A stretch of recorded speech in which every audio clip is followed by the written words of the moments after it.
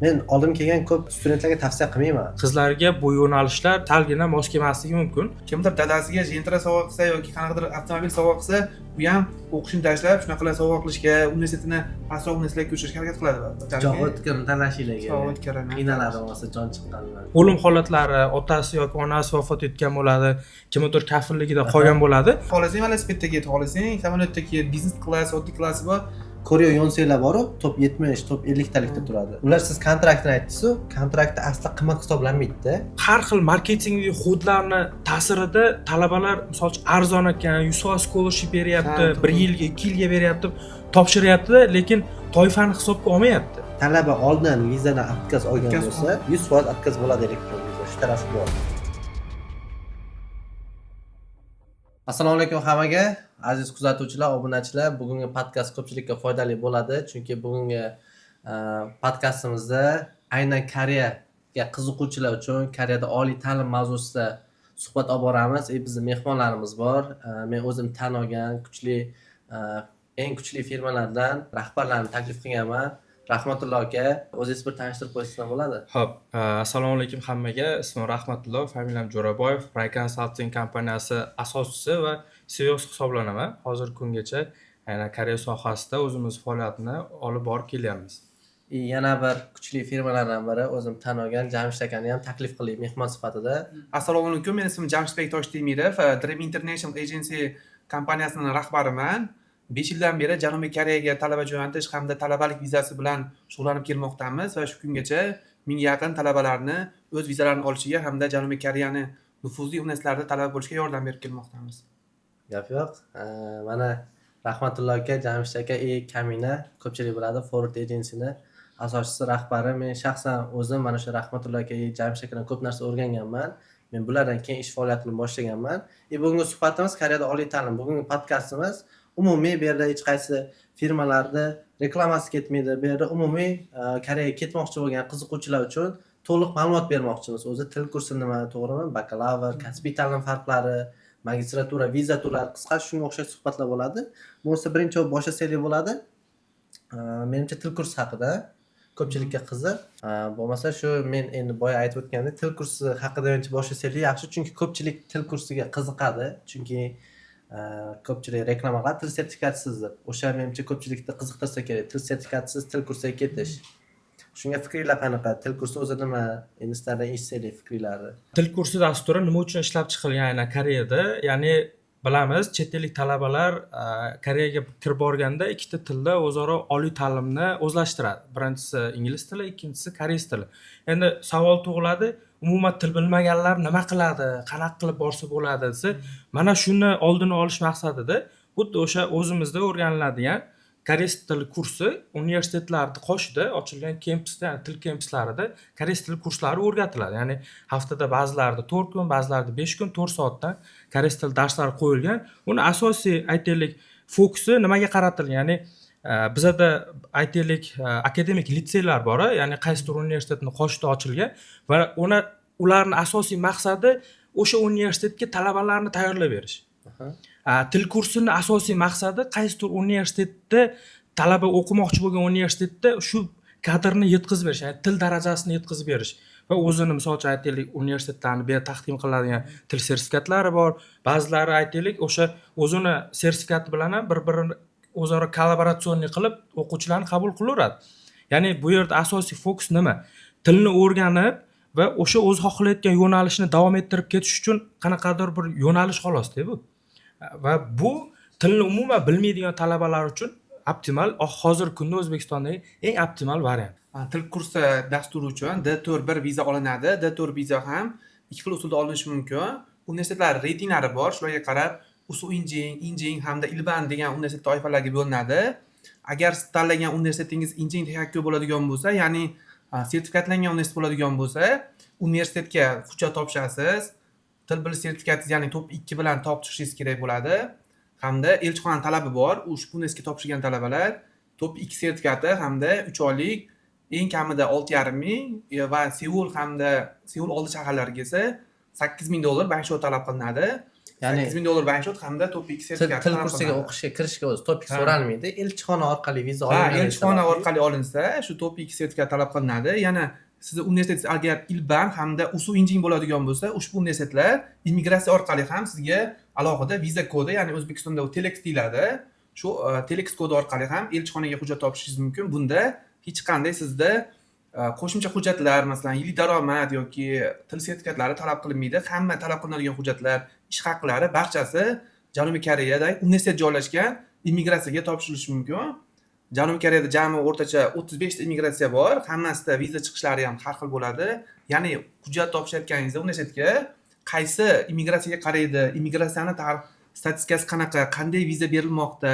Masalan, imminni o'zbeklarga yoki vyetnamlarga qaraganimiz yaxshi, chunki ikkala davlatga viza chiqish ancha qiyin qolgan davlatlarga solishtirganda.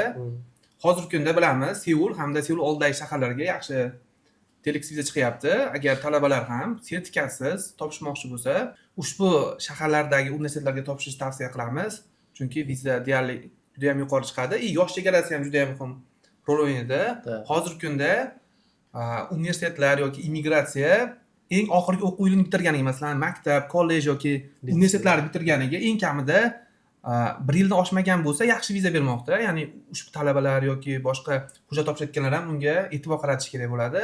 Agar universitet bitirgan bo'lsa, 1 yildan oshmagan, maktab ham xuddi shunaqa oshmagan bo'lishi kerak. Agar maktab bitirgan bo'lsa, bilamiz, shu 17 yoshdan 20 yoshgacha bu eng yaxshi yosh. Ko'pincha immigratsiyalar maktab baholariga ham juda ham qaraydi, ya'ni GPA-lari deyiladi. O'rtachasi 4 dan yuqori bo'lsa, yaxshi viza beradi. Talabalar, topshirayotgan talabalar ushbu ko'rsatkichlarga yaxshiroq e'tibor qaratsa, yaxshi viza chiqadi. Ota-onaning daromadi ham so'raladi immigratsiya tarafidan.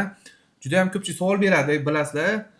Elchixonada ota-onani nomidagi mol-mulk, mashina yoki kadastr hujjatlari bilan ham bemalol viza olish mumkin. Masalan, Topik sertifikati bo'lsa, lekin immigratsiya imminni ota-onani yillik daromadiga qaraydi. Uni miqdori esa Koreya tomonidan belgilab qo'yilgan. Oyiga ota-onasi Koreyavonda 1 milliondan ko'proq topish kerak bo'ladi. Ya'ni 1 yillik daromadi ota-onani 12 million won bo'lishi kerak. Bu o'rtacha O'zbek so'miga 120 million, ya'ni $10,000 dan yuqori bo'lishi kerak bo'ladi. Ya'ni yillik daromadlariga ham e'tiborli bo'lish kerak. Agar yillik daromadi kamroq bo'ladigan bo'lsa, umuman viza berilmaydi. Agar 12 milliondan kam bo'ladigan bo'lsa. Mana shu joyda yosh chegarasini ham aniqlashtirib ketaylik, chunki ko'pchilik mana shu joyda qiynalyapti. O'zi umumiy olganda yosh chegarasi belgilanmagan, lekin umumiy hammani o'zini aytaylik qarashida qaysidir ma'noda, ya'ni imigratsion efirlarni holatiga ko'ra yoshlar belgilanib qo'yildi. O'sha narsa hozirgi kunda juda talabalar o'rtasida muhokamaga sabab bo'lyapti-da. Ba'zilar aytadi, misol uchun 23 yosh deydi, 24 yosh deydi, kimdir 21 yosh deydi, 19 yosh deyapti. Ya'ni ishonch o'zaro qochyapti. Mijozlar bilan biz o'rtamizda kim qanaqa, kim to'g'ri gapiradi, kim noto'g'ri gapiradi, bu juda muhim tema bo'lib qoldi. Umumiy olganda yosh chegarasi immigratsion qonun qoidaga ko'ra 40 yoshgacha belgilangan, lekin hozirgi kunda immigratsion efirlarni viza berish holatiga qarab har xil yosh chegaralariga ega bo'lib qoldi. O'zi lekin men o'zimning fikrim bo'yicha yosh chegara nima uchun qo'yilgan, endi nima uchun yoshroq bo'lish kerak studentlar, o'zi til kursiga boradigan studentlar Koreyaga borib, koreys til kursini o'qiydi. Bu yuqori aytganlaringiz. Soddaroq qilib endi obunachilarga tushuntirsaylik, o'quv markaziga boradi, universitet qoshida ochilgan til kursida koreys tilini o'rganadi, 6 oydan 2 yilgacha davom etadi. Xo'p, endi yosh chegarasi nima uchun qo'yilgan? U yoqqa borib haftasiga boya Rahmatullo aka aytdi, 5 kun yoki 4 kun o'qiydi. Ya'ni dars vaqti ko'proq. O'sha o'qish kafolatlanishi uchun iloji boricha maktab bitirgan, endi yaqinda bitirgan yoki eng oxirgi o'qish joyi bakalavr bitirgan ko'p bo'lmagan studentlar olish kerak. Agar pauza ko'p bo'ladigan bo'lsa, 5-6 yil bo'ladigan bo'lsa, immigratsiya tomonidan viza berilishi deyarli imkonsiz. Sababi O'zbekistonda 5-6 yil bekor yurgan student, hech qayerda o'qimagan student Koreyaga kelib turib o'qiydimi bizning kursda degan savol bilan atkaz ursa kerak. O'zlashtirishda ham menimcha farq bo'lsa kerak. Yoshlar menimcha yaxshiroq o'zlashtiradi bo'ylaydi tilni. Keyin oldin ham juda ham katta yoshlarga ham Telex viza berilgan yoki til kursi vizasi berilgan O'zbekiston elchixonasi yoki immigratsiyalar ham juda ham ko'pchiligi, ya'ni o'qiy olmagan, chunki til kursi o'qish oson ham qiyin, haftasiga 4 kun, 5 kun har kun o'qilinadi.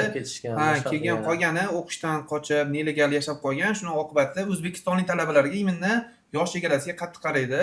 agar amerikalik bo'ladigan bo'lsangiz bemalol 30 yoshda 30 yosh bo'lsangiz bemalol vizasidan muammosi yo'q, topshiradi, studentskiy viza olsa bo'ladi bemalol. Shu o'zbeklar uchun endi O'zbeklar uchun xuddi biz aytgan narsalar faqat O'zbekiston talabalari uchun asosan. lekin boya 40 yoshgacha desa immigratsiya qonuni bo'yicha Qoida bo'yicha shunaqa D4 kategoriyada shunaqa. D4da gap yo'q.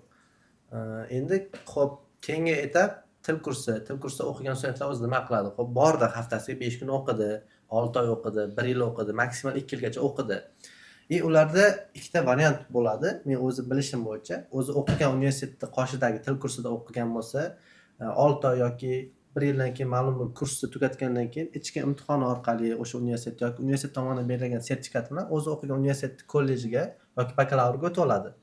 Yo bo'lmasa ikkinchi variant TOPIK, koreys tilidan TOPIK sertifikatini olib turib, shu bakalavr yoki magistraturaga boshqa universitetga o'qishni ko'chirsa bo'ladi. Hozir mana shu mavzuni ham to'liq gaplashsa yaxshi bo'lardi. Yangi ko'rilayotgan chora bo'yicha, ya'ni ko'chirishda til sertifikatlarining o'rni o'zgartirildi. O'shalarni ham tushuntirib bersangiz, menimcha foydali bo'lardi. Xo'p, endi til kursidan agar kasbiy ta'lim bakalavrga ko'chirish bo'lsa, Koreyani ichida viza olish bo'yicha muammo bo'lmayapti. Lekin nima muammo bo'lyapti? Ko'p bakalavrga borganlar, 4 yillik universitetlarga borganlar 2 yillik kollejga ko'chirish ko'payib ketgani uchun ularda viza muammo bo'lishyapti. Lekin adashmasam til kursiga borganlar bakalavr yoki kollejga ko'chirsa muammo bo'lmaydi. Kasbiy ta'limga TOPIK sertifikati, ba'zi universitetlarda sertifikat bo'lmasa ham immigratsiyalar viza qilib beryapti. Bakalavr bo'lsa TOPIK 3 shunaqa sertifikat talab qilishyapti universitetdan immigratsiyalar viza qilib berish uchun ichki Koreyani o'zida qonun qoidasida. Yana ko'pchilik talabalardan savollar keladi. Ya'ni qachon ko'chira olaman? 1 yillik kontrakt to'laydi ko'pchilik. 1 yildan keyin ko'chiramanmi? Men ham til kursiga ketgan talabalardan savollar kelmoqda. Aka, siz 6 oydan keyin o'qishimni ko'chiraveraman dedingiz, lekin ko'chadagi qaysidir boladan eshitgan, 6 oyda ko'chirib bo'lmaydi degan. Men aytdim, ko'chadagi barcha hollarni gapiga ishon olmanglar deb. Men ko'chirishi masalan 6 oydan keyin o'rtacha yaxshi muddat, ya'ni 6 oylik til kursidan keyin bakalavrga yoki kasbiy ta'limga yoki magistraturaga ham topshirsa bo'ladi. Ya'ni bakalavr bitirib ketgan bolalar ham magistraturaga bemalol hujjat topshirib, vizalarni o'zgartirsa bo'ladi. Endi eng kam muddat, ya'ni til kursi 3 oylik bo'ladi. Men talabam 3 oydan keyin ham ko'chirib bergan o'qishni, ya'ni iyunda ketgan hamda sentyabrda vizasini o'zgartirganmiz. Masalan, o'tgan yili bitta talabamizda TOPIK sertifikati bor edi. Ya'ni immigratsiyalarga qarab, universitet reytinglariga qarab topshirishlari tavsiya etiladi, chunki ayrim konsalting universitetlar hamda viza berish cheklangan universitetlarga baribir viza chiqishi qiyin bo'ladi. Til kursidagi talabalar asosan davomatlariga hamda baholariga juda ham e'tiborli bo'lsa, sertifikatsiz ham bemalol o'z vizasini cho'zdirsa bo'laveradi bemalol. Yana eng katta mavzulardan bittasi menimcha va ko'p savollarga, ya'ni ko'p savollar shu haqida bo'lyapti. Talabalar keladida, tilni bu yerda qanchadir muddat o'rganib qo'ygan, o'quv markazida, boshqa joyda, lekin TOPIK bizda bilasizlar murakkab, registratsiya qilish, boshqa qilish qiyinroq. Shuni hisobiga vaqtdan yutqizmaslik ma'nosida til kursi qilib bo'lsa ham ketmoqchi bo'ladi. Shunaqa. Va har doim beriladigan savol nima? Borib yana noldan o'rganamanmi koreys tilini? Yaxshi. Bu yerda o'rgandim-ku, yana borib shu narsani yana boshqa yerda o'rganamanmi? Umumiy holatda misol borgandan keyin orientatsiya qilish jarayonida bilim darajasini o'lchab, o'zi moslarga qo'yadi. Level test qiladi, ya'ni darajasini belgilab, agar 2-chi daraja bo'lsa 2 ga, 3 bo'lsa 3 ga qo'yadi, hamda bemalol o'zining darajasiga teng kurslar bilan o'qisa bo'ladi. Va mana shu holatda keyin menimcha 3 oydan keyin ham ya'ni bitirib o'qishni ko'chirish mumkin deb bildim. Chunki bu yerda TOPIK 3 gacha o'rgangan talaba uzoq muddat menimcha til kursida yura olmaydi. O'zi shu hozir mana podkastimiz davomida til kursini tushuntirib o'tdik. Ko'pchilik qiziqadi, nima uchun til sertifikati ketish imkoni borligi uchun qiziqadi, lekin men o'zim subyektiv fikrim, yana ham bilmadim. Men oldim kelgan ko'p studentlarga tavsiya qilmayman. Sababi to'g'ri, u kim uchun telex viza yaxshi? Haqiqatdan Koreyani o'ziga borib, Koreyani atmosferasida, koreyslar bilan to'g'ridan-to'g'ri koreys bilan muloqot qilib, koreys tilini yanada yaxshiroq qilib, ma'lum bir miqdor 6 oymi, 1 yilmi o'qib turib, keyin o'zim Koreyaga adaptatsiyadan o'tib moslash olganimdan keyin xohlagan universitetimga borib, ko'rib, universitetim bilan tanishib, bakalavr yoki magistraturada o'qiyman degan studentga zo'r variant to'g'risi.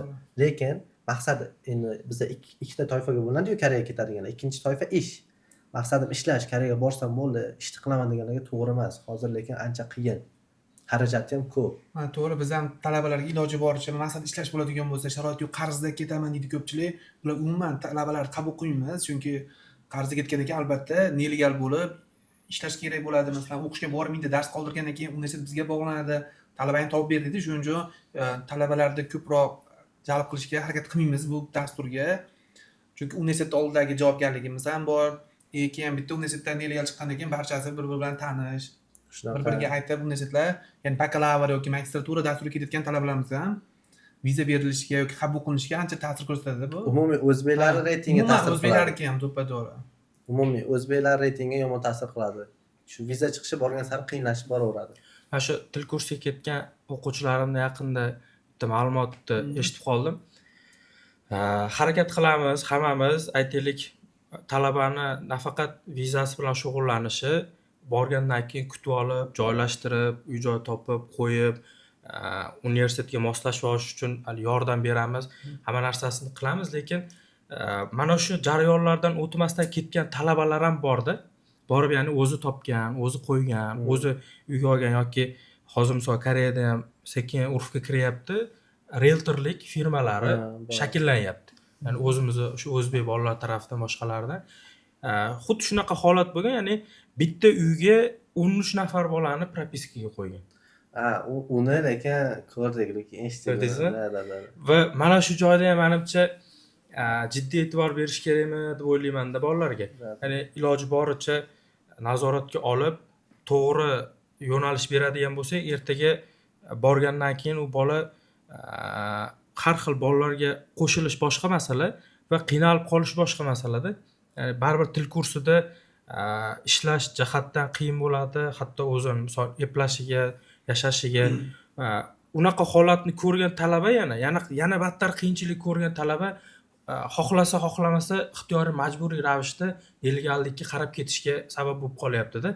Mana shularni ham hamma o'zaro bir fikrga kelgan holatda o'zimiz qilib beradigan bo'lsak, menimcha bunaqa muammolar bo'lmaydi. ID kartaga topshirish uchun uy shartnomasi, ijara shartnomasi bor. O'shani nazarda tutdingizmi? Hozir bitta uyga 13 kishini Shunaqa bo'lgan. Endi u Koreyada bilamiz, kvartiralarda, ya'ni uylarda depozit to'lovi bor. Hozir oshib ketgan juda ham, poytaxtlarda juda qimmat.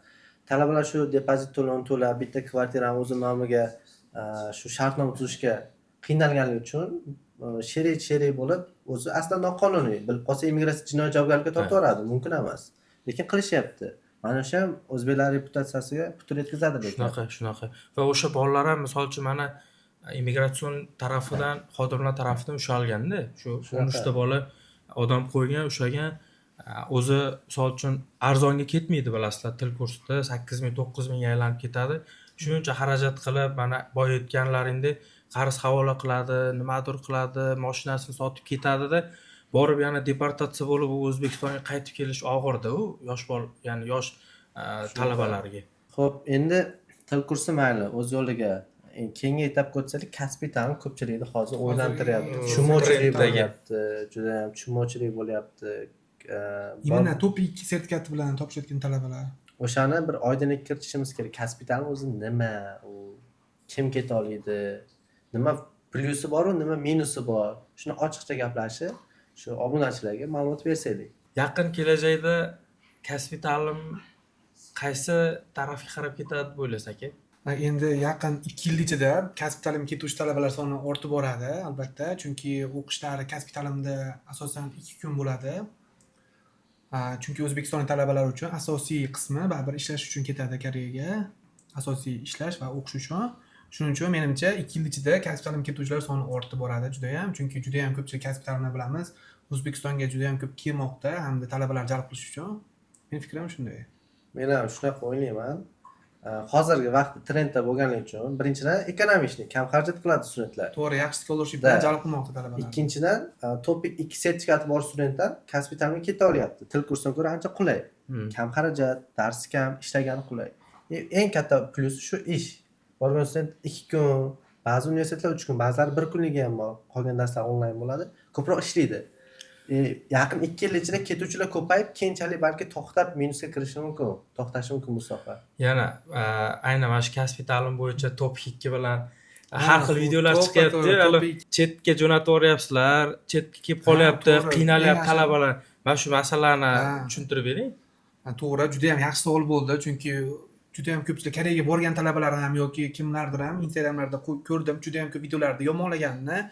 Endi o'zbek to'pi 2 talabalari masalan Janubiy Koreyada 130 dan ortiq kasbiy ta'limlar deydimiz. Biz endi kollej universitetlar bor, ya'ni 2 yillik universitetlar bor Koreyada. Endi ularning talabi qanday? IELTS 5,5 sertifikati bo'lishi kerak, reading listening 5,5 yuqori bo'lishi kerak. IELTS bilan topshiruvchilar uchun, top 2chilar uchun top 3 sertifikat talab qilinadi. Endi bizga istisno holatlari bor. Top 2 sertifikati bilan Puri Sanob sertifikatiga ega bo'lgan universitetlar bor. Ya'ni hozirgi kunda 12 dona bor universitetlarimiz. Xuddi shu universitetga topshirgan hamda qabul qilingan imminda bu 12 ta kollejda ham o'zining yo'nalishlari bor. Ya'ni agarda shu yo'nalishni bitirganingizdan keyin hukumat tomonidan garantiyalangan, ya'ni Y7 viza olish imkoniyatlari bor. Imminda shu litsenziyaga ega bo'lgan kollejlargagina viza olish mumkin. Ya'ni ko'pchilik talabalar kelmoqda, atkaz olgan, sababi 11-man. Topiga pastlik qilgan. Ikkinchi topi 2 bilan, ya'ni talaba kelishi mumkin, Seuldan universitet kerak, arzon bo'lishi kerak yoki Pusanda kerak deyish mumkin. Topshirilgan, top 2 sertifikat bilan atkazilgan, chunki aniq edi. Chunki talabi kasbiy ta'lim degani bilan hozir shunaqa tushuncha paydo bo'lib qoldi O'zbekistonda. Kasbiy ta'limga top 2 sertifikat o'tadi deyapti. Masalan, juda ham ko'p Tekyongdan juda ham ko'p atkaz olgan talabalar keldi. Yoki masalan Dongi Institute of Science and Technologydan yoki boshqa Chungcheongdan ham juda ham ko'pchilik talabalar keldi. Ya'ni hali firmalar ham tushunmayapti, ya'ni qaysi kasbiy ta'lim top 2 bilan viza berar ekan deb hamma kasbiy ta'limga jo'natishyapti. Unaqa narsa emas, faqatgina 12 ta kollejda ham belgilangan bittadan yo'nalishlari bor. Asosan maishat sohasi, ya'ni Puri Sanob degani endi og'ir sanoat desak bo'ladi o'zbekchasiga. Ya'ni Koreyaning asosiy iqtisodiyotini ko'tarib turuvchi yo'nalishlarga masalan maishat sohasida, kema sohasida kabi yo'nalishlari bor. Shularga topshirsagina viza olish mumkin. Ya'ni chekka joyda ekan, albatta bu universitetlar chekkaroq joyda joylashadi, chunki asosan zavodlarga ishchi tayyorlash uchun, ya'ni Y7 viza uchun ishchi kuchi tayyorlash uchun mo'ljallangan. Endi topi 2 bilan ikkita imkoniyat. U topi 2 o'zi hech narsani bilmaydi koreys tilida. Til kursini sertifikati, ya'ni til kursidan viza olish uchun topi 2 sertifikat talab qilinadi. Endi ularda ikkita talaba, ikkita yo'nalishasi bor. Ushbu topi 2 talabalarda ikkita varianti bor. Bittasi kasbiy ta'limga ketish, ya'ni haftasiga uni ham 4-5 tasi 2 kun dars qilgan, qolgan kunlar onlayn qilishgan. Yoki til kursi darsiga ketish. Til kursiga bilamiz 3 oylik bank-shotlar qo'yiladi, 1 yillik kontrakt to'lanadi juda ham ko'pchilik universitetlarda, o'qish 4 kun, 5 kun o'qish bo'ladi masalan. Til kursiga ketib, ko'proq talabalar masalan til kursidagi talabalar aksariyati nelegal bo'lib qochib ketadi, chunki o'qish ko'proq. Endi ularda boshqa varianti yo'q yoki yana bitta varianti bor. Haligi boshqa firmalar reklama qilyapti-ku, zo'r kollejlarda arzon kontrakt yoki Seulda yoki Pusan ularga topshirib atkaz olish imkoniyati bor. Yoki mana shu 12 ta belgilangan kollejga topshirib viza olishi hamda Janubiy Koreyaga yetib olish imkoniyati bor. Ularda ham chekka joyda ekan degani bilan juda ham chekka emas. Ya'ni 2 kun. Ayrimlar Sojongda, Chumbuk yoki Kunjangtelarda ham juda ham ko'p yomonlamoqda hozir. Endi boshqa iloji yo'q u talabalarda. Yoki boshqa kollej, u iloji yo'q. Topshirsa bo'ladi. Albatta vizadan atkaz oladi 100% u. Chunki belgilab qo'yilgan ularda. 12 ta kollej, yana juda ham ko'pchilik 12 ta kollejda ham ro'yxatlari ham yo'q. Ularni ham bir ulashib qo'ysa yaxshi bo'lasdi. Yo'nalishlari bilan birga, chunki yo'nalishlari ham boshqa yo'nalishga topshirib yuborsa ham albatta atkaz oladi bu. Xo'p, endi to'liqroq ozgina to'ldirib ketaman. Sal obunachilar osonroq tushunishi uchun. Xo'p, kollej ko'p Koreyada. Jamshid aka aytdi, 130 dan ortiq kollej bor. Bu hamma kollejga ham top 2 bilan keta olmaydi studentlar. Viza ola olmaydi. Ko'pchilik reklama qiladi, yaxshi kollejlar reklama qiladi. Kollejlarga to'g'risi farqi yo'q, chunki Koreyada ko'p kollejlar xususiy, ular studentni olaveradi. Misol uchun, meni oldimga Tegu Art universitetidan kelibdi, top 2 bilan sport yo'nalishiga kirib olgan o'qishga. Vizaga topshirsa atkaz beradi. Universitet qabul qilaveradi, universitet kontraktini olaveradi. Universitet kollejlari talabi top 2 sertifikat talab qilish mumkin yoki universitetlarning ham huquqi bor, hech qanday sertifikatsiz o'zini imtihoni bilan, ya'ni koreys tili imtihonida ular universitetning qonun qoidasi bor, immigratsioniy huquqlari ham bor universitetlarga qabul qilishga, ya'ni sertifikati yo'q bo'lsa ham, ya'ni ko'pchilik shunga ishonib, top 1 bilan yoki top 2 bilan shunaqa ayrim kollejga topshiryapti va o'z atkazini olib, normalniy masalan bilamiz O'zbekistonlik talabalar bank-shotni ham pulga qo'ydiradi. O'rtacha $2-3 ming dollar, ya'ni firma to'lovi ham to'lagan 3 ming dollarcha pul yo'qotib kelmoqda.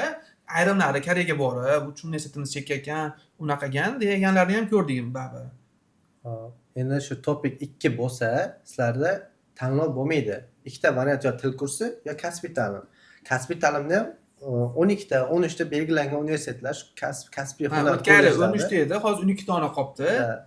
o'shalarga unda ham Koreyada ishchi kuchi yetishmaydigan sohalar, og'ir sanoat, mashinasozlik, bilasizlar Koreyada Kia, Hyundai kompaniyalari yirik avtomobil yetishtirib chiqaradi. Kemasozlik shunga o'xshash. Albatta bu universitetlar, kollejlar chekkaroq lokatsiyada joylashgan. Lekin xohlasanglar boringlar, xohlasanglar topinglar ko'tarib yaxshi universitetga boringlar. Albatta. Topik sertifikati yoki topik 4 olsa, bemalol hamma joyga ketsa bo'ladi. Topik 3 uchun ham Shunaqa. cheklangan, topik 4 bilan hamma joyga ketsa bo'ladi. Ya'ni ko'plab universitetlar Da, qabul qiladi. Agar imkoniyati bor, topik 4 ga ko'tarish uchun O'zbekistonda bola ancha 1 yil, 2 yil olishi mumkin o'zbekistonlik talabalar o'rtasida. Shu kollejlarni ham aytib yuboramizmi? Birato'la sizga. Yana bitta taraf bor. Hozirgi kunda ko'pchilik qizlar ham kasbiy ta'limga topshirishni o'ziga afzal bilyapti. Lekin boya aytganimizdek, topik 2 bilan, ya'ni og'ir sanoat yo'nalishlari bo'lgani hisobiga qizlarga bu yo'nalishlar salgina mos kelmasligi mumkin. Lekin bitta yaxshi tarafi, ya'ni yaxshi yo'li bor. Borgandan keyin, misol bitta semestrni tamomlab, keyin o'zi xohlagan yo'nalishiga o'qishini yoki guruhini almashtirib olishi mumkin bemalol. To'g'ri. Endi kasbiy ta'limda eng katta plyusini gapirib o'tsam, keyinchalik o'zinglar to'ldirasizlar. Albatta, topik 2 bilan ketadigan ish. Eng katta plyusi kasbiy ta'limni men o'zim bilaman, ozgina qisqa sanab o'taman. Kasbiy ta'limga borishda eng katta afzalliklar, birinchisi kam xarajat, ekonomishda ketsa bo'ladi. Til kursiga 10-15 ming dollargacha xarajat qiladiganlar eshitganmiz. Kasbiy ta'limga 3 ming dollardan maksimum 5 ming dollargacha xarajat qilsa bo'ladi. Ikkinchi afzalligi topik 2 sertifikati bilan borish mumkin. Uchinchi afzalligi dars kunlari haftasiga kam, 1 kun, 2 kun, 3 kungacha bo'ladi. Ko'proq studentlar ishlasa bo'ladi. To'rtinchi afzalligi nima? Meni davrimda kasbiy ta'lim bo'lmagan, bo'lganda ketardim to'g'risi. Chunki borib turib dars kamu, studentlar adaptatsiyadan yengil o'tadi. Kimgadir Koreya hammaga ham yoqmaydi-da. Borgan student 80% yoqsa, 20% yoqmaydi. Lokatsiyasi, ob-havosi, boshqa millat, ovqatlari achchiq bo'ladi. O'sha adaptatsiyadan tezroq o'tadi, keyin o'zi moslashib, darajasini ko'tarib, aynan 2 yil o'qish shart emas u. Nimaga o'ta oladi? Bakalavr yoki o'zi xohlagan universitetga o'tsa bo'ladi. 2 yil o'qigan taqdirda ham 2 yil ham juda ham zo'r bo'ladi. kam muddatda tezda o'tib ketib qoladi. Malakali ishchi viza, professional EYT vizasini ham ta'minlab beradi. Shu plyuslari ancha yaxshi menimcha. Kasbiy ta'lim qo'llab-quvvatlash kerak. Hozirgi kunda men ham ko'pchilik kasb ta'lim ketgani ma'qul deb hisoblayman, chunki ayrim universitet yoqmay qolishi mumkin. Masalan, ko'pchilik universitet talabalar keladi, 10 mingtalik universitetda o'qiyman, Seulda bo'lsan deydi, qimmat-qimmat universitetlar talashadi. Universitetlar qimmatlik qilishi mumkin talabalarga yoki ko'proq haftada 3 kun, 4 kun, 5 kungacha o'qish mumkin. Kasb ta'lim ketadigan bo'lsa, bemalol 1-2 yil Koreyaga moslashib, undan keyin bakalavrga xohlasa 1-kursni o'qish mumkin yoki ayrim bakalavr 4 yillik universitetlarga 3-4-kursdan ham davom etishi mumkin. Yaxshi imkoniyat bu. Xohlasa ishchi viza qiladigan bo'lsa, ishchi viza qilib ketish mumkin masalan. Narxiga to'xtalmasak ham baribir mayli kontraktni to'la oladi degan taqdirimizda ham ta'lim ya'ni talabi yuqori bo'lgani uchun o'zi o'ylayotgan Koreyadan kutuvi noto'g'ri bo'lib, ya'ni o'zaro bir-biri bilan chiqishmagan holatda ko'ngli sovib qolish holat bo'lishi mumkin-da. Va bu holatda talaba, ya'ni majburlik hissidan qochgan holatda o'qishni tashlab chiqib ketishi mumkin bo'ladi. Bunaqalar juda ham ko'p. Hattoki IELTS 8 bilan borgan talabalar ham normalniy topoviy universitetga boraman deb niyat qiladi. Hattoki o'qishni tashlab, hozir nelegal holatda yashaganlarini ham ko'rmoqdamiz. Juda ham yomon u. O'zbeklar bilmadim, endi o'zbek studentlar ana reytingni prosta raqamni o'ylaydi-da. Kuchli universitetlarga aytadi, "Yo'q, gap yo'q, osilsang balandlarga osil" deydi. Seoul National deydi, Yonsei deydi, Koryo deydi. Lekin boradida to'g'risi eplolmaydi. Sababi raqobat kuchlida. Biz o'zbekmiz, qonimizda bor. Biz faqat o'qimaymiz, biz ishlaymiz hamda. Hatto qizlar ham. O'qib ishlab hayotda ana ikkita qo'lda yozadigan Agar yaponlarga talaba o'zi xohlab, rostdan o'qimoqchi bo'lsa ham, harakat qilsa ham, baribir uni kontrakti juda ham yuqori. Masalan, Koryote yoki Yonsei universitetlarini ham kontraktlar juda ham bir semestrga 4 ming dollargacha boradi. Endi buni to'lash ko'pchilik ota-onalar tomonidan to'lab berisha olmaydi. Ya'ni birinchi semestr to'lab berish mumkin, lekin ikkinchi semestrdan talaba baribir to'lashga qiynaladi. Shuning uchun ham ushbu kuchli universitetlar tanlayotganda juda ham e'tiborli bo'lishlari kerak. Chunki bolalar O'zbekistondan turib juda ham aytmoqchi Koreya universitetida yoki Yonsei universitetida yoki Seoul Nationalda o'qimoqchi. Borgandan keyin o'qishimni ko'chirib bering. shunaqa. Deydi, top mitali emas-ku o'qishing desa, bo'laveradi deydi. Koreyaga borgandan keyin o'sha bir haftadan keyin o'qishni ko'chirmoqchi bolalar. Shunaqa. Topoviy universitetlarda. Eng qizig'i shu obro'y baland universitetda, ya'ni yuqori qismda quyi qismga perevod qilishda universitetda viza masalasi ham muammo. Viza masalasida ozgina muammo bo'lishi mumkin, yoki pastdan tepaga ko'tarilishda viza yaxshi beradi odatda, lekin nufuzli universitetdan quyi universitetlarga ko'chirishda ancha muammo bo'lishi mumkin. O'shaning uchun ana og'zi bir chetidan chiqib ketadi top 100talik, top 200talik. Lekin men o'zim o'qigan universitetim ja obro'y baland emas, lekin ancha qiyin edi-da. Inha ham top 600talikda turadi. Hatto qiyin-da, chunki native speakerlar ko'p. Mayli ano Koreya yonsanglar boru top 70, top 50talikda turadi. Ular siz kontraktni aytdingiz-ku, kontraktda asli qimmat hisoblanmaydi-da. Qolgan Endi rivojlangan to'g'ri, dunyo narsalarni miqyosida qaraganda Koreyani masalan ko'pchilik Sejonni ham qimmat deyishadi yoki Inhani ham, Shunaqa. lekin Angliya bilan yoki Amerika bilan Xuddi shunaqa. ko'plab Yevropadagi universitetlar bilan solishtiradigan bo'lsa, juda ham arzon Arzon. hisoblanadi o'zi aslida. 10 barobar arzon. Misol uchun, Lekin o'zbeklar Koreyaga borgandan keyin qolgan universitetlarga solishtiradi. hop, Koreyani ichida qimmat universitetlar dunyo miqyosida arzon hisoblanadi, Arzon. nufuziga qarasa-da. Amerikada 70 ming, 80 ming dollardan 80 ming boshlansa, dollardan boshlanadi. Xuddi shunaqa reytingdagi universitet Amerikada yoki Angliyada eng kami 15 ming dollarda masalan after scholarship deydi, ya'ni grant Da. bergandan keyingi holat xuddi shunaqa. Undan ko'ra o'shani hisobiga, arzonligini hisobiga Koreya native speakerlar ko'p kelib o'qiydi-da. Avstraliya, Kanada, amerikaliklar ham o'zining davlatida o'qish qimmatda. chunki juda ham ko'p Avstraliyadan ham eshitganmiz, o'z davlatida o'qishga ham qiynaladi. Koreyaga Shuning uchun o'qishadi. Koreya yoki boshqa davlatlarga. Endi o'zingiz o'ylab ko'ring, ular bilan siz IELTS 8 bo'lsa ham uni ona tili ingliz tili qanday raqobat qilasiz? Yana Qolaversa uni Qiyin-da. funding jihatdan nima deydi, moddiy taraflama ham o'zbekistonlik talabalardan kuchliroq. Yana o'zbekistonlik talaba ishlayapti ikkitasi. Ya'ni menda talabamda shunaqa bo'lgan, boshlayotganimda 4-5 yil oldin ikkita onalari tanish ikkita talabamni, bittasi o'qib $50 topyapti ekan, masalan o'qib, masalan haftada 3 kun Gachonga borardi. aha, 3 kun topadi, kuniga $50 topyapti. Yana bittasi bor, ungacha umuman borgan yo'q, $100 topyapti. Ya'ni onalari o'sha chiqib, ana o'g'li qo'shnimda o'g'li $100 topyapti ekan, sen $50 topyapsan ekan deb, o'sha bolalarga o'sha ota-ona tarafdan ham shunaqa noto'g'ri tushunchalar berilib bormoqda. Chunki bola ham iloji yo'q, kimdir dadasiga jentra sovg'a qilsa yoki qanaqadir avtomobil sovg'a qilsa, u ham o'qishni tashlab shunaqalar sovg'a qilishga, universitetini pastroq universitetga ko'chirishga harakat qiladi baribir. Hozir umumiy reyting yuqori bo'lgan universitetlar bilan toifalar jihatidan yuqori bo'lgan universitetlarni talabalar ko'p adashtirib qo'yadi. ha, Ya'ni da. o'su injin toifadagilar bu Ha, eng to'g'ri. yuqori toifadagi universitetlarga Koreya qarab reytingi qolyapti. bilan QS reyting yoki boshqa dunyo tan olgan reytinglar bilan adashib qo'ymoqda. Ya'ni Koreyaning o'zining alohida reytingi bor. Universitetlar 5 toifaga bo'linadi va xuddi shu toifaga Koreyaning reytingi bo'yicha viza beriladi. Siz aytmoqchi, ya'ni usu injinga, Bu lekin u ta'lim sifatiga aloqasi yo'q. Ha, u Umuman, chet ellik ta'limga talabalarni aloqasi yo'q. boshqarish qobiliyatiga qarab beriladi. Asosan nelegallik, ya'ni Da. chet ellik talabalar menejmenti bo'yicha. Даже Seoul National'lar Ha, o'sha injin emas, emas, lekin to'g'ri. dunyoda 20 talikda turadi ta'lim sifati bo'yicha. Keyin mana 5-chi toifa ham o'zi bu yildan qo'shilgan konsalting toifadagilar bo'lindi. Borgandan keyin talabalar bu yerdan hozir konsalting toifaga topshirish uchun 6 oylik banshot qo'yish kerak. To'g'ri, shunga e'tiborli qaratishimiz kerak. Hozir har xil marketingli xudlarni ta'sirida talabalar misol uchun arzon ekan, USO scholarship beryapti, Ha, 1 yilga, 2 yilga beryapti, topshiryapti, lekin toifani hisobga olmayapti. Aha. To'g'ri, Va vizadan bir oylik o'tkazgandan banshot keyin qo'yib o'ylab topshirgandan ko'radi. keyin Ha. 11 bilan misol ba'zi holatlar mana 6 bilan chiqqanlari bor, 7 bilan o'tkazib berganlari bor. Tushuncha yo'q. Ya'ni aynan o'sha jihatda muammo bo'layotganligini даже bilishmayapti. To'g'ri, elchixona yangi anaqa bayonnomasida chiqilgan, ya'ni quyi toifadagi universitetlar uchun 6 oylik bankshot talab qilingan, $13,000 viloyatlarga hamda Seul hududiga $16,000. Menga ham juda ham ko'p. Mana Farg'onaga borganimizda ham bitta talaba keldi, отказ olgan ekan. 1 oylik bankshot qo'ydim deyapti, barcha ishlarni qilgan, lekin отказ olgan 8-band bilan. Universiteti nima edi deb so'radim keyin. Universiteti o'sha Yuwon deydigan, ya'ni bu Yuwon, paytda ha. konsalting bo'lib qolgan bo'lishi mumkin universiteting deb tekshirib ko'rdik, rostdan u konsalting bo'lgan, ya'ni quyi toifadagi universitet nima deyilganiga ham elchixona alohida anaqa bermaydi-da, nima deydi? Tushunchalar Band yo'q. bermaydi. U yerda Quyi yo'q. toifadagi universitetga 6 oylik bankshot deyilgan. Qaysi universitetlar quyi toifa o'zi masalan, reytinglari bo'yicha?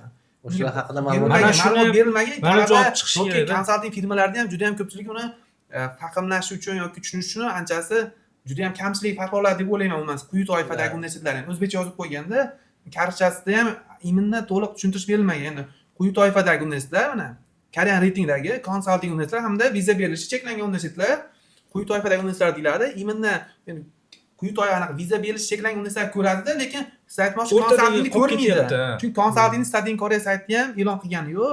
Shuning uchun unga topshirishyapti, hamma narsam zo'r. Prosta universitet sababi xato bunaqa ekan, tanlangan. viza sentridan so'rab. Sababi nima ekanki, kech topshiribdi masalan vizaga. Oxirida masalan, Mana shu tezroq narsalar oxirida topshirdim. talabalarni chalg'ityapti-da. Ha, chalg'ityapti, keyin yana topshirmoqchi universitetga. Ya'ni uni yana tekshirish kerak dedimki, ya'ni bu yil qo'shilganmi, qo'shilmaganmi masalan, tekshirgandan keyin topshirish mumkin. 6 oylik bankshot so'ralgan, 8-ni o'tkazilgan, ya'ni ota-onasi nomida mol-mulk bormi desam bor edi. Mana shu e'lonni kam qolgan. ko'rgandan keyin mana 2024 bir oy yil 16 bo'lganda, noyabrda chiqqanda bu. Chiqqaniga ham ancha bo'lib qoldi. Haligacha misol uchun mana shuni tahlil qilib, o'zaro auditoriyaga yetkazib berish holatlari ham bo'lmayapti-da. Va u Bora anaqada yo'q. qayerdan oladi Shuncha uni? qaysi universitetga topshirish kerak, qaysi universitet yaxshi viza beradi, unaqa material juda ham kam, yo'q deyalik. Ko'pchilik karasilda, bizkilar baribir uni tushunib, baribir birinchi marta hujjat topshirayotgan talaba baribir uni bilolmaydi, lekin yangi firmalar ham masalan endi boshlagan bo'lsa, uni bilmaydi. Ya'ni kimdir topshirib beraman, okey desa, masalan topshirish boryapti va hamda 8-bamlatga chiqadi. Ya'ni 8-bamlatga olgan talabalar universitetlaringizga bir qarab qo'yishingizni tavsiya qilamiz. Ya'ni balki u konsalting universitet bo'lgandir. Ya'ni masalan o'tgan semestr ham 12 ta kollej bo'lgan bo'lsa, masalan puri sanoat, ya'ni og'ir sanoatga top 2 bilan viza beradigan. Lekin ularning ham juda ham ko'p qismi ana konsalting edi masalan. Gaming Munatihako yoki Choson yoki Dongwonlar ham, masalan dissertalar ham konsalting bo'lgan, shuning uchun topshirmaganmiz. Ayrimlari boshqa iloji yo'q, faqat chumbuk bo'lganda va hamda kunjayim bor edi, shunga topshirdik masalan. Koreyaga vizadan nima uchun studentlar o'tkaza oladi? Men sanayapmiz. O'zi 11 ta band bor, Ha. elchixona tomonidan. Bitta band bor, asosiy 4 ta 5 ta banddan o'tkaza olyapti. 7 deyapman, 8 deyapmiz, Yeah. 11 deyapmiz. Odamlar tushunmayapti mana shu. Shu bitta oydinlikka to'g'ri. 7 ta misol uchun nima o'zi 7 dan o'tkaza 7 ta asosiy maqsadi yoritilmagan, ya'ni Janubiy Koreyaga kirishdan asosiy maqsadi yoritilmagan degan. Odatda endi study plandan deyishadi o'tkazdi, ya'ni ushbu banddan o'tkaza olganlar, ya'ni study plan yozadi elchixonaga. Da. Maqsadlarini yozadi, ya'ni Koreyaga borganda nima ishlar qiladi, qaytib kelgandan keyin nima ishlar qiladi. Shu maqsad asosiy sababi shu maqsadi aniq yozilmaganidan bo'lishi mumkin. Ikkinchisi, odatda universitetlarda ham muammolar bo'ladigan bo'lsa, ya'ni juda ham ko'p talaba qabul qilib olgan bo'lishi mumkin yoki yana qo'shimcha ularga ham albatta 7 bilan o'tkazib qo'yadi. Ya'ni juda ham ko'pchilik aytishi mumkin, study plan juda ham zo'r yozilgan, lekin o'tkazib oldim baribir vizadan deyish mumkin. Imminna bu baribir bitta study planga qaralmaydi. Bu yerda Koreyaga kirishdan asosiy maqsadi aniq emas deyilganda, endi bu yerda maqsad faqatgina yozgan study planingizga bog'liq emas, ya'ni 8-band o'tkaz. Xo'p, 8-bandda nima bo'ladi? Asosiysi bu yerda moddiyatga borib taqaladi. Ya'ni ota-onasini daromadi. Yoki ba'zi bir holatlar bo'ladi, o'zaro relationship. Bilasizlar, misol uchun zakis qog'ozda ota-onasining ismi boshqacha yoki pasportida qaysidir ismi tushib qolgan bo'lishi, shubhali holatlar bo'lishi mumkin shunaqa. Ya'ni odatda ajrashganlarda ham bu narsa hozir ko'p uchrayapti. Relationshipni to'g'rilay olmagan, ya'ni kafillikka kim o'tishini hal qila olmaydi. Shunaqa mavhum holatlarda 8 bilan ham berish mumkin. Shunaqa. qo'shimchasi kerak, bankshotlari masalan 1 oy 1 kun qo'yiladi-ku. Moliyaviy O'shanda 1 sharoit. kun bo'lib qolsa, 1 kun bo'lib qolsa, nima deydi, 30 kun yoki 29 kun bo'lib qolsa ham 8-band bilan o'tkazilishi mumkin. Summasi ham Ha, $10 summasi kam bo'lsa masalan. ham o'tkazaveradi. $10 kam bo'lsa ham o'tkazilishi mumkin. Ko'pincha $10 kam bo'lsa, anaqa Koreyadagi vonda holatiga hisoblashadi, uncha farq qilmasligi mumkin. Shunaqa. Xo'p, 11 11 endi boshqa sabablar, har xil Sababi sabablar. ko'p bo'lishi mumkin. Talabaning yoshi katta bo'lsa, misol uchun kasbiy ta'limga topshirgan bo'lsa yoki Til bilish sertifikati til bilish kamroq bo'lsa, sertifikati, masalan, reading listeningda ham xuddi shunaqa ingliz tilida IELTSda baholari, maktab baholari, maktabdagi turli xil baholardan sabablar. tekst terilgan bo'lsa ham 11 bilan Plus qisqasi elchini viza bergisi kelmasa 11 bilan o'tkazib 11 bilan berib qo'yish mumkin, to'g'ri aytasiz. Shunaqa kayfiyat yaxshi bo'lsa. umumiy keyin mana Kayfiyat bankshot ham- masalasida ham mana shuni ham jiddiy qarashimiz kerak deb o'ylayman-da. Oldin bilamiz, misol uchun bankshotlarning miqdori qimmat bo'lgan. Ha, 20 ming ha, dollar. uni ham Shu paytda nima bo'ldi? Orada talabalarni o'ylagan holatda yengillik berdik Bekor deb gap emas. berildi. Lekin aslini olganda von kurs qadrlangan. qadrsizlandi, shuni hisobiga tushib qoldi bu narsa. Hozir To'g'ri, yana endi- ham kamayadi menimcha, chunki hozir inflyatsiya bo'lib, kurs Hozir endi narsasi- von уже qaytyapti sekin, endi 3-4 kundan beri. Endi asosiy 16 ming qayerdan kelgan, 13 ming qayerdan kelgan, 6,5 ming qayerdan kelganlarini talabalarga tushuntirsak, keyin ular bemalol tushunishi mumkin. Ya'ni 16 ming, 20 ming nima uchun 16 ming bo'lib qolganini yoki 18 ming. O'zi вообще-то agar uni gapiradigan bo'lsak, bankshot nimaligidan boshlash kerak. Nima Ha. uchun u aynan KDB bank, nima uchun u elchixonaga bankshot so'raladi? Ha, O'shani to'g'ri. boshlash Ayrim kerak-da. masalan talabalar birinchi marta topshiryapti, ota-onalar tushunmasa o'zimizni banklarga qo'ysak ham bo'ladimi deb. Viloyatda ayrim talabalar masalan konsalting topshirgan, Milliy bankka qo'yib kelib, elchixonadan o'tkazib olganlarni ham o'zim ko'rganman Visa Centerda. Umumiy Ha. bo'lmasa, pochkasini bog'lab qo'yaylik. Ya'ni moddiyat haqida. nima uchun bankshot so'raladi, nima uchun yillik daromad so'raladi. Da. Umumiy holatda olib qaraganda aytaylik bir talaba, ya'ni O'zbekistondan bo'ladimi, umumiy international bo'ladimi, Koreya hududiga kirib borayotganda admissionida ham bu narsa yozilgan bo'ladi yoki umumiy holatda living costlar Xarajatlari. borib yashash xarajatlari 1 yil davomida qancha xarajat qiladi va mana shuni qoplay oladigan darajadagi puling bormi degan savolga bankshot javob beradi. Xuddi shunaqa. Endi savol tug'iladi, bu talaba bo'lsa, maktabni, kollejni, universitetni endi bitirgan bo'lsa, qayerdan oldi? Ya'ni bu qo'yilgan pulni. Va mana shuni isbotlash uchun sepochka yillik daromad, ya'ni ota-onasini daromadiga borib bog'lanadi. Va tabiiy holatda u talabani ota-onasi kafillikka olib ta'minlaydi. Va shuni hisobiga so'raladi. Endi ba'zi bir force major holatlarda aytaylik, o'lim holatlari, otasi yoki onasi vafot etgan bo'ladi, kimdir kafilligida qolgan bo'ladi. Mana shunaqa holatlarda ham rasman kafillikka olgan insonni daromadlarini yoki ko'chmas mulklarni topshirsa bo'ladi. Zo'r tushuntirdingiz. Ya'ni To'g'ri, qo'shimchalikni ham qo'shimcha qilib qo'yishimiz kerak. Ya'ni ota-onam yillik daromadi yo'q, viza olsam bo'ladimi degan, ya'ni baribir yangi talabalar ko'plab savol beradi. Agar talabalarda ota-onasidan hech qanday yillik daromad yo'q bo'ladigan bo'lsa ham, elchixonaning yengilliklari bor alohida, ya'ni qishloq xo'jaligida band bo'lgani uchun ota-onasini nomidagi mol-mulki, masalan, uy yoki mashinasini ham kiritsa, bemalol elchixonadan muammolarsiz viza olish mumkin. Xo'p, Hech qanaqa xavotirga tushish hojati yo'q narsalarga. o'zi Rahmatullo aka aytdi. O'zi tushunarli ham bo'ldi menimcha. tushunarli. Koreyaga student bo'lib boryapti. Maqsad o'qish u yoqda. O'qigandan keyin u yoqda kontrakt, yashash xarajati, yedi ishchisini qoplay olishga moliyaviy sharoit yetami yo'qmi? Qisqa qilib aytganda puli bormi yo'qmi? O'shani isbotlash uchun elchixona bankshot qilgan. Endi o'zbekchilikda Milliy bank, boshqa banklarni o'yin qilib spravka yozdirsa bo'ladi, to'g'risi. O'shaning uchun ham aynan KDB, u Korean Development Bank, Koreyadagi bankning Toshkentdagi filiali. U yerda spravka ham, ya'ni ma'lumotnoma ham QR kodli. Uni soxta qilib bo'lmaydi. Hamma pul qo'yadi, majbur pul qo'yadi. Bundan keyin davom ettiraylik. Shu bankshot yillik daromad qilolmayman, sharoitim yo'q deydiganlar uchun ham shans bor, to'g'rimi? Aytib o'tgan O'sinjin universiteti haqida. O'sha shu bilan bakalavr davom ettirsak ham bo'lar ekan keyin. O'zi mana Jamshid aka shu masala O'sinjin nima uchun O'sinjindagilarga bu narsa talab qilinmayapti? Yaxshi savol berdingiz. Chunki O'sinjin universitetlari hozirgi kunda 22 dona bo'ladigan bo'lsa, o'sha bu nelegallar soni juda ham kam, ya'ni immigratsiya yoki elchixonani tekshirishdan ko'ra O'sinjin universitetlarining hujjat tekshirishi juda ham kuchliroq ularda. Shuning uchun hech qanday ular erkinligi bor, ya'ni ular qo'shimcha masalan yillik daromad yoki bankshot talab qilinmaydi, ya'ni ular ham bemalol Toshkentdagi Janubiy Koreya elchixonasidan viza olishi mumkin.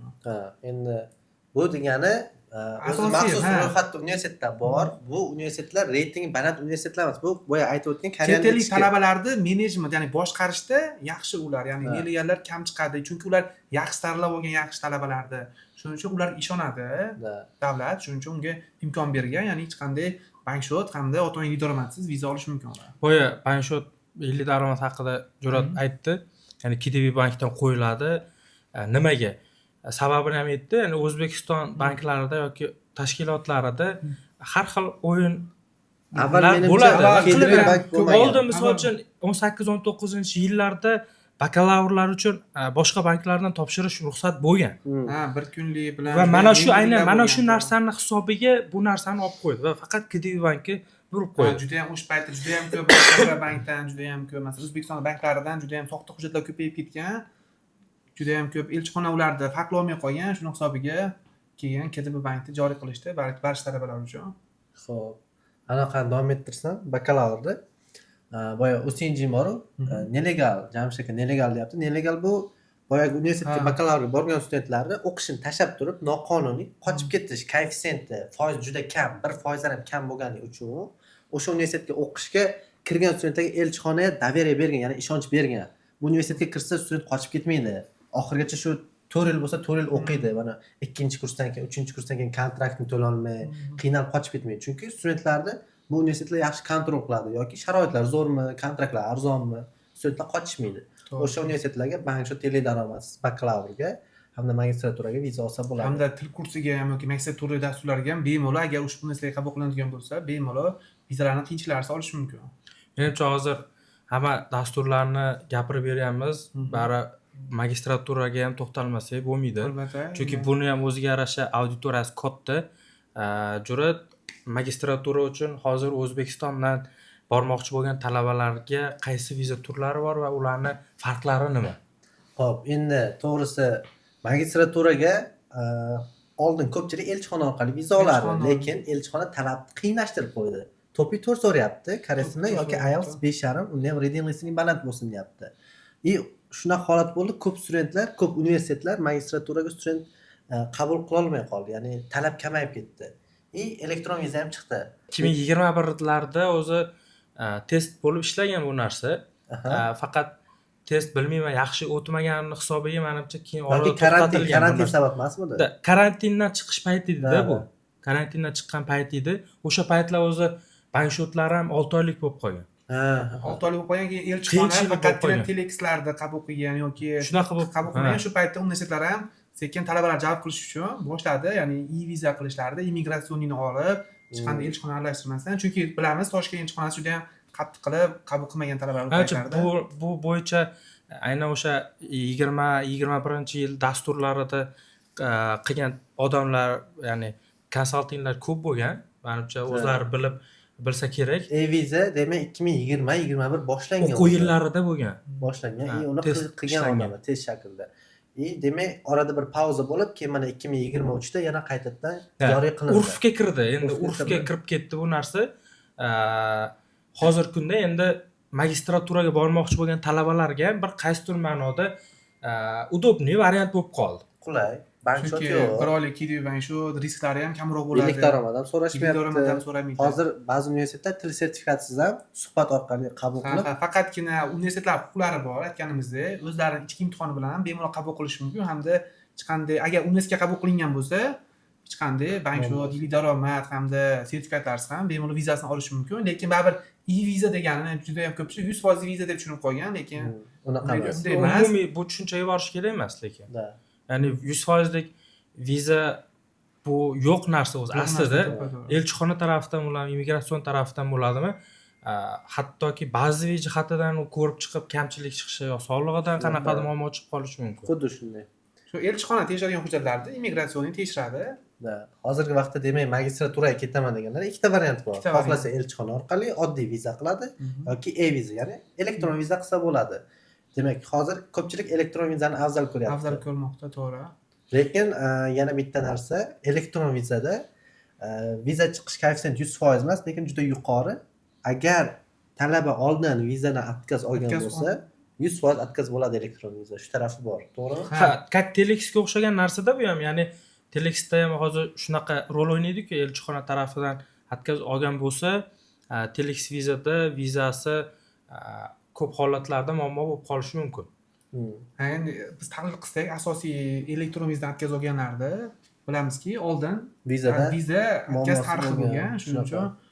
bermayotganini aytmoqda ko'p immigratsiyadan so'ralgan paytda universitet tarafidan. Shuning uchun откazı bor talabalarga topshirish tavsiya qilinmaydi. Chunki 35 ta immigratsiya baribir har xil, ular alohida nizomi yo'q ekan, oldin отказ olgan talabaga отказ urgin degan, ularda o'zining ichki qoidalari hamda отказ olgan bo'lsa, xuddi shu yerdan viza olgan deb ta'kidlab. Va shu viza tarixi deganda ham oydinlik kiritib ketaylik. Ha, Talabalarga viza tarixi, mana ko'pchilik aytadi, отказ olgandan keyin Zagreb pasportimni almashtirib yuborsam bo'lmaydimi? Foydasi yo'q. JSHRda Ha, bo'ladi-yu. misol uchun yoki nimadir qilsam, ismimni o'zgartirsam bo'lmaydimi degan holatlar, savollar ko'p bo'ladi o'zi odatda. Ya'ni bu tarix aslida identifikatsiya raqamiga qo'yilishini ham inobatga olib qo'ygan yaxshi. Ya'ni pasportini o'zgartiradimi, rasmini o'zgartiradimi, ismini o'zgartiradimi?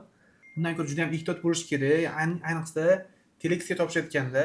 Chunki men ayrim talabalar juda ham ko'p, har kuni deyarli ikkita talaba telefon qiladi. Ya'ni hech qanaqa KDB bank shotsiz yoki ota-ona yillik daromadlarini qalbakilashib immigratsiyaga topshirgan hamda uni tekshirib ko'rganimiz elchixona tomonidan 5 yilga taqiqi bor, ya'ni Koreyaga kirishga. Shuning uchun telex vizaga topshirayotganda ham firmalaringizga ham juda ham e'tiborli bo'lishingiz kerak. Aynan o'sha soxta hujjatlar bilan отказ olgan talabalar bilmay topshirib qo'yadi va ya'ni qaysi band bilan отказ berish mumkin, ya'ni aynan 6-band bilan отказ olib qaytadan topshiradigan bo'lsa. Agarda masalan 6-bandda ham juda ham ko'p turlari bor, ya'ni soxta hujjatda ham xavflilik darajalari bor-ku masalan. Shunaqa. Agarda u immigratsiyaning 11 qoidasi deydi, ya'ni Koreyaga noqonuniy hujjat, qurol-yarog' yoki taqiqlovchi narsa olib kirgan bo'lsa, ya'ni 1 yil, 6 oy yoki 5 yilgacha taqiq olishi mumkin. Ya'ni Koreya vizasiga topshirishda odatda 6 oy hisoblanadi. Agar 6 oydan oldin topshirib qo'yadigan bo'lsa, taqiq ko'payib ketishi mumkin. Agar masalan 5 yilga taqiqi bor, talaba topshirdi, odatda ikkinchi bamli o'tkaziladi. Ya'ni immigratsiyani shu 11 bir qoidasini buzgan, ya'ni Koreyaga noqonuniy taqiqlovchi narsa olib kirgan Ya'ni band bilan. oldin aytaylik 6-band bilan atkaz olib, lekin holatlar bo'lyapti-ku, hozir uchrayapti. Atkaz sababini konkretni yoritib berishmayapti. Boshqa sabablarni aytib yuborishyapti. 6-band bilan olgan bolalarga 7-band deyish. topshirib turib, misol uchun u bola vizaga yana qaytadan so'rovnoma kirgizganda ikkinchi band bilan yana qaytadan atkaz beradi. Ya'ni shu yerda aniqlab olish mumkin, oldin endi 6-band agarda bilan berganini. 6-band bilan atkaz olgan talabalar endi aniq uni taqiqi bor, yana vizaga topshirishga degan narsa emas. Ya'ni 6 oy bo'lishi mumkin. Shuning uchun 6-band bilan atkaz olgan talabalar elchixonaga alohida xat kiritib tekshirish kerak. Ya'ni Koreyaga deporti bor yoki yo'qligini, ya'ni taqiqi bor yoki yo'qligini. Agar taqiq yo'q bo'lsa ham 6-band bo'lsa ham hech qanaqa muammosi viza olishi mumkin. Da. Prosta tekshirib qo'yish kerak uni. Tekshirmasdan topshirmaslik kerak 6-band. Chunki juda ham ko'pchilikda taqiq bor, ya'ni 5 yilga, odatda 5 yil. 2 yil. Ha, shuni ham 2 yil yoki 1 yil. aniqlashtirib o'tib ketaylik. Ya'ni foydali bo'lsin. Mabodo kimdir 6-band bilan atkaz olib qo'ygan bo'lsa, qayerga borib murojaat qilish kerak? Chunki men eshityapman, aytaylik, tekshirish jarayonida ham qanchadir mablag' evaziga tekshirib berishayotganini, atkaz tarixini o'rganib berishayotganini, bu qaysidir ma'noda o'zi qila oladimi talabalar bu narsani tekshira oladimi? Albatta, talabalar bemalol elchixona rasmiy akkreditatsiyadan o'tgan 14 tami, hozir 15 tami firmasi Viza bor. sentrlar. Viza sentrlar bor. Xuddi shular orqali ariza topshirib tekshirish mumkin. Narxlari hammasida menimcha 50 ming so'mdan boshlanadi. Qimmat emas. Ya'ni talabalar kelib ariza topshirish kerak. Agar narxlari uncha qimmat emas menimcha 50 ming, 100 mingdan 200 minggacha maksimalni, ya'ni elchixona tarafidan belgilab qo'yilgan narxlari ham. Shunaqa. Shu to'ppa-to'g'ri aytasiz. Agar 6 bu eng xavfli bandlardan bittasi, ya'ni soxta qalbaki hujjat. Mabodo tekshirmasdan 6-band bilan ba'zi firmalar 6 oyga atkaz oldi, 6 oydan keyin topshirsang bo'ladi dedi. Talaba ishonib topshiradi, lekin aslida 2 yil, 1 yil yoki 5 yilgacha cheklov bo'lgan bo'ladi. Bunday holatda elchixona qonunchiligini buzib, ya'ni xuddi o'zbekchasiga qo'pol qilib aytganda elchixona izdivatsiya qilib turib, atkaz bo'lib turib, taqiq bo'lib turib, yana qaytadan hujjat topshirgan evaziga 2 bilan atkaz uradi, kami 20 yoki undan yilga, undan ham ko'p vaqtga band bo'ladi, to'g'rimi? Band berishni ham endi o'zini o'sha xavflilik nuqtai nazari bor. Har doim emas. Lekin bilmay topshirib qo'yishlik bu tabiiy holat. Shuning uchun elchixona u darajada qayta urinishlar bo'lsa band beradi, lekin qayta urinadigan bo'lsa, ya'ni bu yerda odatda o'zi harakat qiladigan talabalarda uchraydi. O'zi onlayn topshiradi, vizaga o'zi hujjat topshiradi, bandlarni u darajada yaxshi o'zlashtirmagan, bilimi yo'q. Shunaqa holatlarda qayta topshiradigan bo'lsa, band berishi mumkin. Hozir aytaylik, talabalarda yana bitta qiynaydigan masala bu kontrakt to'lashlik masalasi. Aytaylik, o'zi umumiy olganda talabani o'zi bank orqali to'lash kerak-da kontraktini, invoysiga ko'rsatilgan hisob raqamga. Lekin bilasizlar, misol uchun bizda O'zbekistonda won bilan konversiya yo'q. Shuni hisobiga biz bu yerdan dollar to'laymiz, u borib Koreyaga won bo'lib tushguncha o'rtada 3 kundan 5 kun, bir haftagacha vaqt ketib qoladi. Qo'shimcha banklar bo'ladi, masalan, ko'pchilik Amerika orqali, Germaniya orqali banklar ham chetga jo'natadi. Shuning hisobiga yetib borish vaqti ham juda ham cho'zilib ketadi. U paytda 1-2 kunda won kursi o'ynab, ya'ni kontrakt kam tushib qolishi mumkin.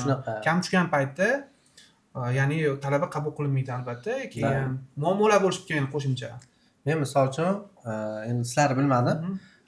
Ko'pincha hamkor universitetlar bo'ladi-yu, hamkor universitetlar bo'lgani sababli talabalardan kontrakt to'lovini to'lashga yordam beramiz. U yordam berganda ham, lekin birinchi talabani invoysini berib qo'liga, mana shuncha kontrakting chiqdi, dollar kursi shuncha bo'lyapti ekan deb turib hisob-kitob qilib olamiz. Lekin to'g'ri narsa aytdingiz. Ko'p firmalar, endi men aniq ayta olmayman, endi ba'zi firmalar kontraktni ko'p oladi talabalardan. Misol uchun hamma bilamiz, shu Sojon Kaspitalmi ham o'zi 80% grant bergan, hammaga $400 talabalar kontrakt to'lab ketganda ba'zi firmalar $2000 kontrakt yopishtirib olgan ekan talabalar, bilmagan. Ya'ni o'sha IELTS 5,5 bilan topshirgan bolalarga shunaqa grant bergan. Shunaqa 5,5 yoki top 3 bo'lsa 80% grant bilan $400 kontrakt chiqqan. Deyarli men sizni ham studentlaringiz $400 kontrakt to'lab borgan. lekin studentlar borgandan keyin bilishyapti, ba'zi firmalar 2000, 1,5 ming dollar lishni kontrakt qo'ldan sanab olgan. Studentlar shu narsaga hushyor bo'linglar, kontraktinglarni, invoysinglarni ko'rib turib, Google'dan hisob-kitob qilib keyin to'langlar-da, firma orqali to'lasalar. Umumiy shu holatda ham baribir har xil odamlar chiqyapti, eshityapmiz, ba'zi guvoh ham bo'lib qolyapmiz. Hatto o'sha aytaylik invoyslarni ham soxtalashtirib berish holatlari ham to'g'ri. uchrayapti. Kontraktni ko'paytirib aytaylik universitet hisob raqamini o'rniga o'zini Koreyadagi hisob raqamini qo'yib tushirtirib qimmatroq to'latayotganlar ham bo'lyapti. Umumiy olganda baribir invoysni haqiqiyligini tekshirish juda bir murakkab, lekin odatiy bir testdan o'tgan narsalar bor. Shular bilan tekshirib, o'zi ishonch hosil qilgandan keyin to'lash kerak menimcha. Shunaqa. Odatda ofisi yo'q yoki ayrim firmalar bor, onlayn telefonda ishlaydi yoki Koreyada qaysidir akasiga ishonadi, telefonda hujjat topshirib ko'rmoqchi bo'ladi. Shularda ham juda ham ko'p shunaqa muammolar ko'p eshitdim men. Qo'liga naq 6 ming yoki 7 ming dollar bergan sertifikatlarsiz. Hamda hech qayerdan topolmay qolgan. Yaqin o'rtada ham misol mana shu narsani eshitib qoldim. 1,5 yillik kontrakt to'latib yuborgan. Ya'ni Qaysi o'zi aslida 6 oylik to'latish kerak bo'lgan, lekin 1,5 yillik chiqarib berdi deb turib, qo'shimcha ya'ni undirish holatlari bo'lganda bu yerda. Aynan bu holatlar o'sha Koreyada turib, aytaylik, faoliyat ko'rsatmoqchi bo'layotganlar orasidan ko'proq chiqyapti. Ya'ni to'g'ridan to'g'ri o'quvchini o'ziga bog'lanadi, u o'zini pulini unga tashlab beradi. To'g'ri, men ham shunaqalarning ko'pini ko'rdim. Ya'ni akalari odatda topshirib berishga harakat qiladi Koreyada. Oxirgi bir semestr yoki ancha vaqt yo'qotgandan keyin bizga bo'linadi. Ya'ni o'zbeklar qabul qilmaydigan universitetlar bor. Biz bilamiz, oldin topshirib ko'rgan bo'lishimiz mumkin yoki universitetga aloqaga chiqamiz, qabul qiladimi, qabul qilmaydimi. Qo'shimcha application feelar, har biriga alohida yangi sana bilan KTB bank qildirgan pulga normal masalan 1000 dollarga yaqin pul yo'qotgan. Oxiri bizga kelib hujjat topshirib, keyin vizasini olgan. Ya'ni akalar bilmaydi, ya'ni u universitet qabul qiladimi, qabul qilmaydimi. Shularga ham e'tiborli bo'lish kerak. Mutaxassislarga aloqaga chiqish kerak. Mutaxassisga aloqaga chiqish kerak masalan. Hamma ishni ustasi chumchuq so'ysa ham, Qassob so'zi. qassob so'ysa deydi. Qassob bor, qassob tanlaganda ham yaxshiroq tanlashlari Jon o'tkirni tanlashinglar kerak. Jon o'tkirini. Qiynaladi bo'lmasa jon chiqqanlar. Xo'p, aziz obunachilar, bilgan biladi, mehnat qadrlagan qadrli, to'g'risi mana issiqda biz studiyada hozir kechqurun soat 10 dan oshib 10:30 da syomka qildik. Rahmatullo aka o'zini vaqt ajratib keldi. Shuncha ishi bo'lsa ham Jamshid aka o'zini vaqt ajratib keldi. Rahmat kattakon. Uchrashganimizdan, o'zaro suhbat qilganimizdan men bilmagan narsalarni bildim. Ko'pchilik uchun foydali bo'ldi, obunachilar uchun ham foydali bo'lgandi. Yana ham o'zingizlar qiziqtirgan savollar bo'lgan bo'lsa, kommentariyada yozib qoldirsanglar, keyingi podkastlarda balki ko'rishamiz. Bundan buyoq ko'proq shunaqa aktiv bo'lishga harakat qilamiz. Ko'pchilik uchun foydali, vatanparvar bo'lishga harakat qilamiz. Albatta, barchaga manfaatli bo'lsa. Shunaqa. Rahmat kattakon e'tibor. Xo'p, umumiy vaqtinglarni ajratganlaringga, samimiy suhbat uchun va ya'ni foydali ma'lumotlar uchun ikkalalaringga ham rahmat. Menimcha nafaqat talabalarga o'zaro boshqa jihatdan ham bir-birimizga bir foydali bo'ldi deb o'ylayman. Tez-tez agar bu narsalar tashkillanib turadigan bo'lsa, talabalarning o'rtasidagi aytaylik saviyani ham o'stirish imkoniyatiga erishishimiz mumkin bo'ladi. To'g'ri aytasiz. Juratbekka ma'lumotlar rahmat takliflar uchun.